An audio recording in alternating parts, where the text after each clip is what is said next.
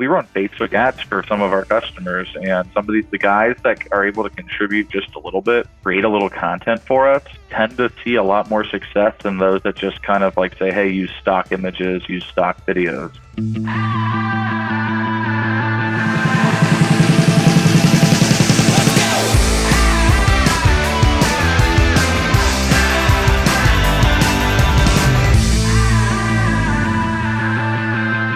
Hello, everybody. Thank you for joining us on another Google Business Buzz. Everybody, we are joined by the man, the myth, the legend, the guy that is popular, the most popular Facebook and Meta ads that we have. So you might have seen him on your scrolling, social media. It's Christopher Blake. He's the director of sales for OMG and OMG Tow Marketing. And, we're here to talk about Facebook. How you doing, Chris? Doing good. Happy to have been invited on your illustrious podcast. Oh, I'm ready to talk shop. let's talk shop. Let's talk shop, man. Thanks for coming. Thanks for joining. Your time is precious, and we appreciate it. So, so everybody, let's just talk about Meta and how Meta has changed. And I'm sure if you're a listener to of this podcast, and if you've ever interacted with OMG or OMG Tow Marketing, you've probably seen our Facebook and our Instagram page, and you've probably seen one of our ads. Chris here plays a fundamental role in those ads, as his ads are really taking our uh, marketing by storm. So we want to give a sneak peek behind the curtain and kind of explain really how Meta ads and Meta organic work, because it's really not anything out of the ordinary. Everything is public information. It's like, if I wanted to learn how to fix my engine, I could, but I'd rather leave it to the professionals. What do you think, Chris? That's one of my favorite lines. I could probably learn how to change my transmission. It would probably take me a week or longer, and it'd probably go horribly wrong. So I'd just rather take it to the shop and let them do it. For sure, for sure. So tell me, Chris, since you've been doing this for so long, you've been on all of the sides of the customer service, sales, doing even the grunt work of pushing states and creating social posts. What do you think is the biggest change here in the last 5 years on Meta? I mean, the biggest change, I think the targeting's changed quite a bit. I remember, when I first started here, some of us refer it to like the golden age of Meta, and we were able to target just about anything with Facebook ads, and thus we were able to get a much higher quality lead for a lot cheaper. I know Facebook has kind of stripped down somewhat like the ability to target specific groups, like groups on Facebook and stuff like that. And it can make it a little bit more difficult if you don't know what you're doing to generate the right kind of lead, and especially at the right cost. That to me has been like the biggest change as it relates to like Facebook ads and Meta ads. I know, organic, I know more and more and more it's pay to play. Um, we call it organic, but if you post, I believe that generally the people that see your posts are going to be those that are already following you. So you got to throw Meta a little bit of money if you want to get some more exposure.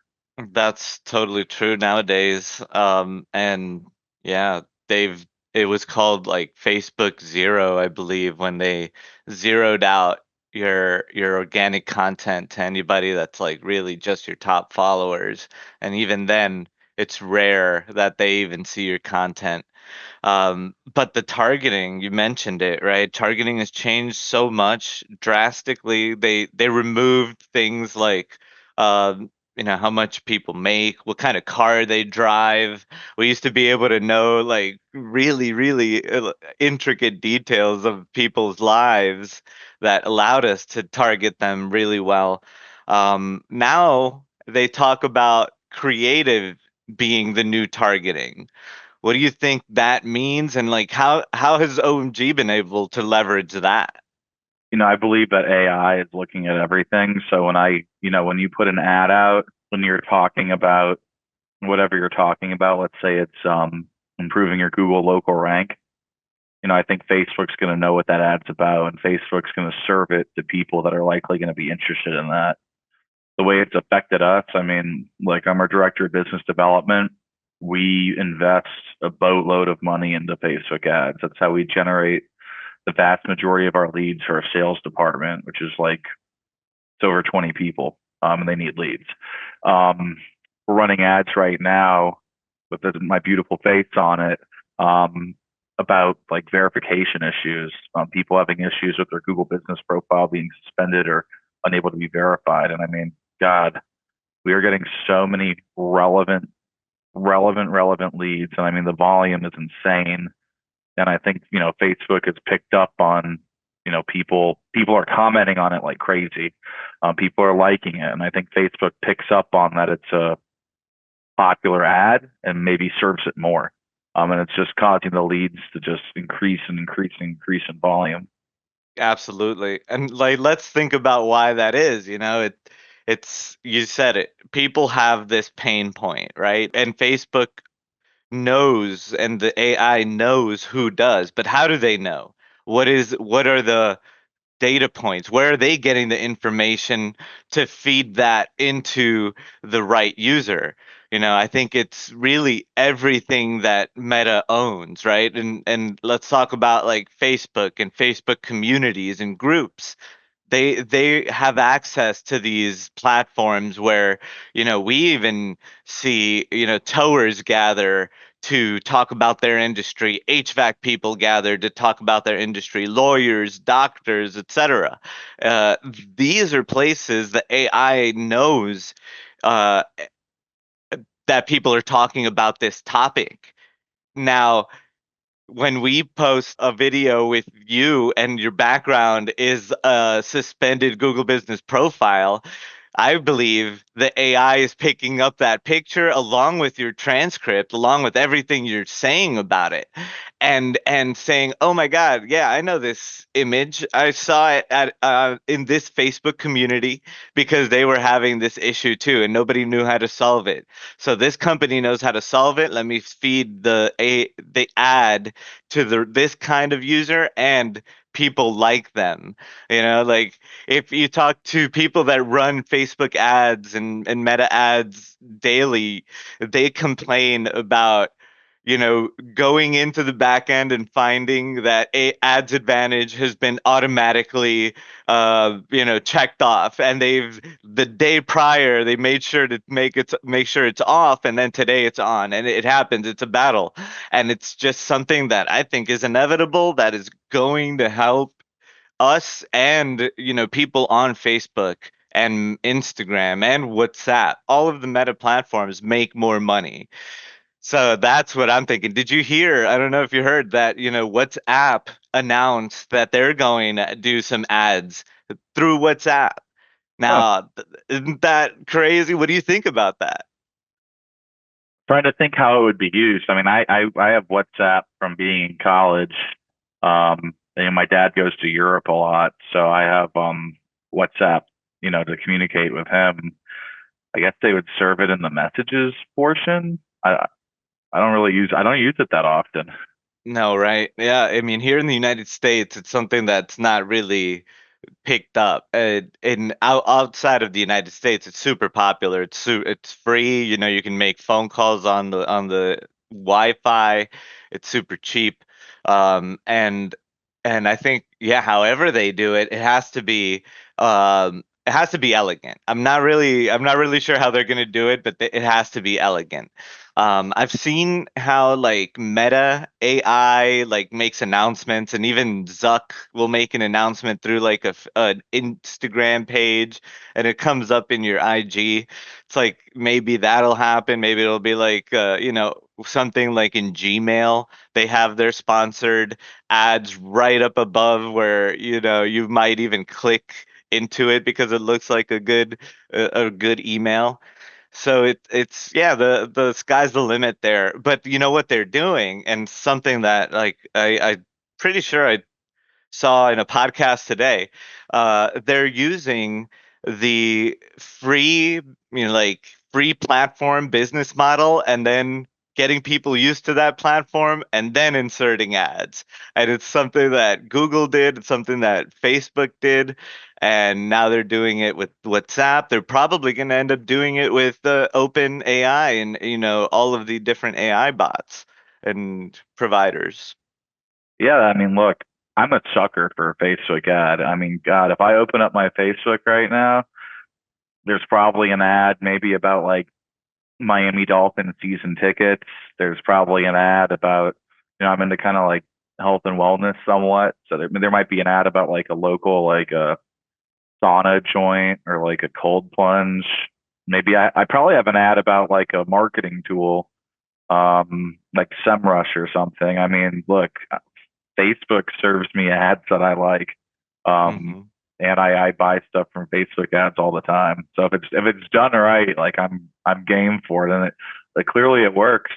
You know, I mean it's Hmm. working for us as a company. I mean we're generating so many leads, and I can say as an individual, I mean it works on me. You show me an ad, I know what I'm interested in, and Facebook knows what I'm interested in. And if you show me an ad about something I'm interested in, there's a good chance I'm going to buy or at least be interested. And I do it all the time. No, I agree. Who hasn't been got by an ad, an IG ad, especially, right? A well placed IG ad. That's the future, and they can't be left behind. They Meta and Zuck did this huge bid for like the metaverse, which hasn't really panned out. But now they're investing into like augmented reality with Ray-Ban and Oakley glasses. Have you seen those? I mean, the sky's the limit with that. That's so cool. Yeah, all the content creators are wearing the Ray Ban, the Meta Ray Bans. I mean, Hmm. if you go on Instagram, I'm the kind of guy I don't watch a lot of TV. If I spend time consuming content, it's usually on social media, whether it's Reddit, Instagram, whatever. And I mean, the majority of these content creators are doing content with the Meta glasses, and so I would imagine the technology is just gonna continue to improve on For those. sure.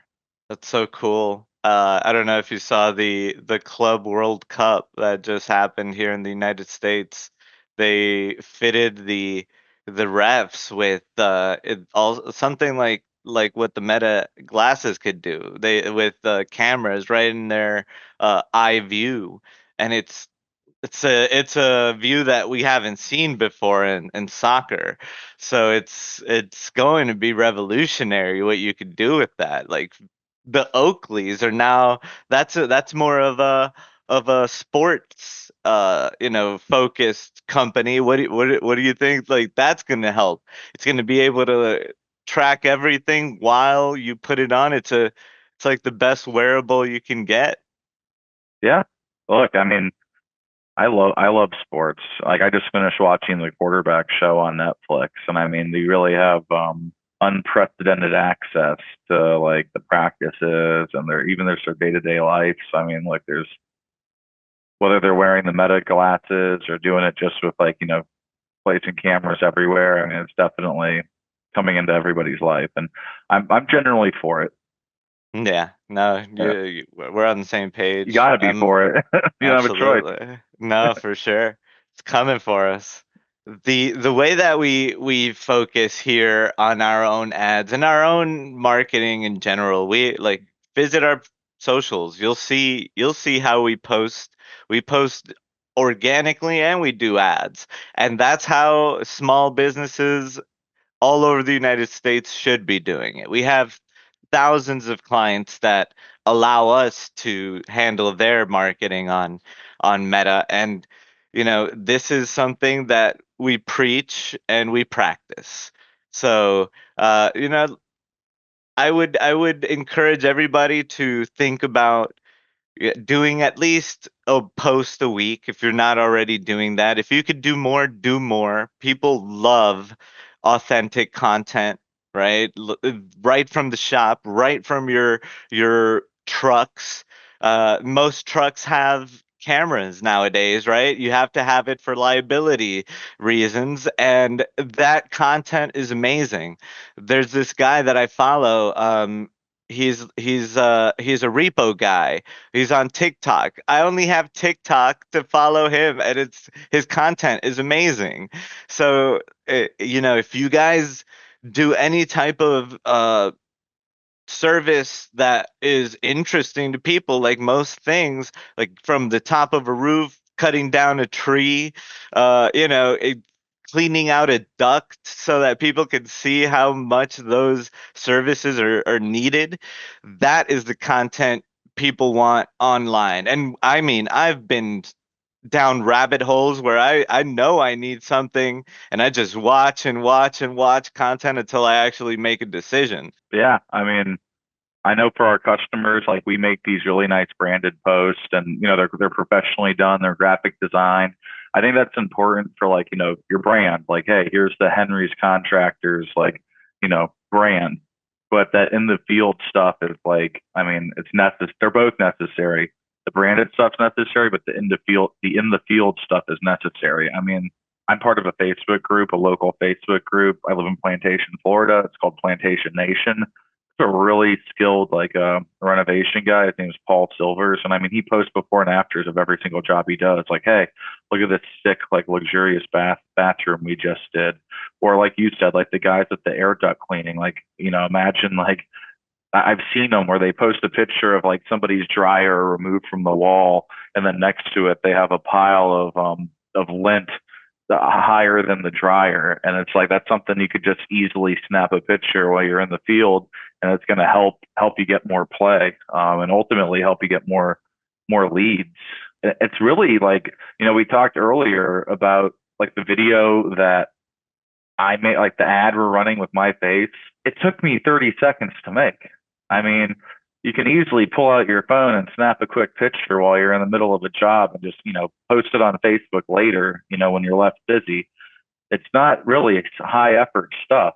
Um, we run Facebook ads for some of our customers, and some of the guys that are able to contribute just a little bit and create a little content for us tend to see a lot more success than those that just kind of like say, hey, use stock images, use stock videos.